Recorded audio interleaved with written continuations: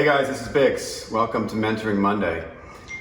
In today's topic, I'm going to continue talking about Eitan Sharar's The Vertical Mindset, the 7 steps to excellence. In the last 3 episodes, we talked about the first 3 steps. Step 1, be clear and committed to your purpose. Know where you're going and what's most important in your life.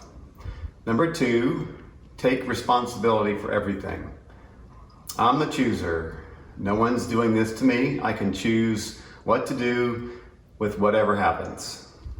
And last week we talked about step 3, take the high road.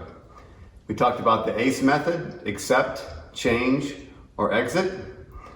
I'm not a victim here. I'm not going to be running around feeling something is missing and chasing instant gratification. So today we'll talk about the 4th step. And the 4th step is face everything. This means that I'm getting to the point that I need to start looking inside as to what is really going on inside me. This is very difficult and a big challenge for most people because most people view life from a perspective, they believe what they see is what is. We use our mindset, and our own mindset is our reality. So what does that really mean? We need to understand that we constantly generalize, we delete information, we distort information in order to suit our belief systems and our value systems, because that's how we can make sense of the world. That helps us cope with whatever is. More of our defense mechanisms and kicking into how we see the world. What happens now is that very often we're not actually aware of what's happening inside of us. So facing everything actually asks us to start looking inside at this part of the mind, the horizontal mindset, or the ego. That's manipulating, that's deceiving, that is betraying, that's lying, and is fearful, and that's also is arrogant.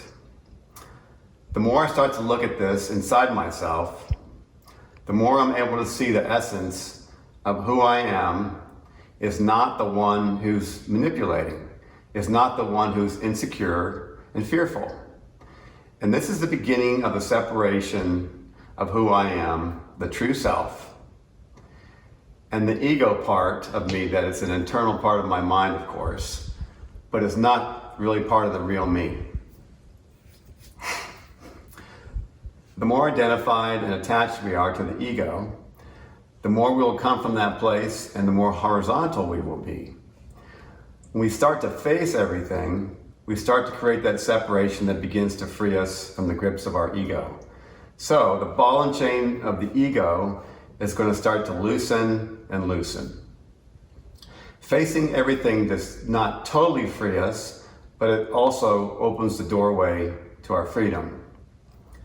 So there's always a trap in each one of these steps. The trap that exists here and why most people don't face everything and why we have so many blind spots.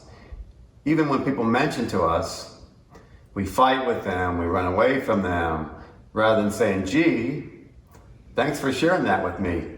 I'm going to look into that and find out what I cannot see about myself. Most people cannot deal with it in this way.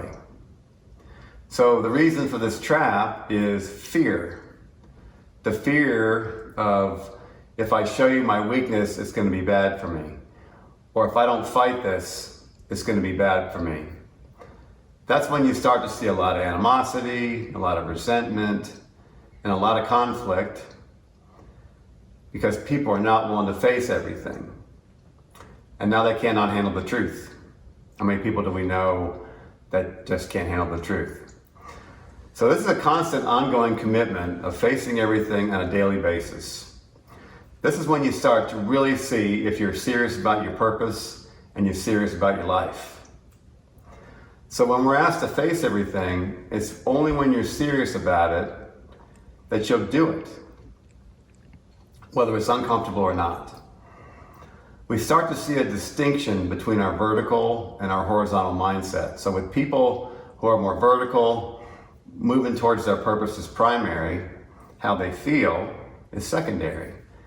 When people are more horizontal, how they feel is primary, and everything else becomes secondary. Commitments, promises, vows are just secondary, even though that was not the original intention. So when push comes to shove, when there's not enough discomfort they cannot handle and tolerate it anymore, most people succumb to their feelings and emotions rather than do what the right thing is, which is in line with their purpose.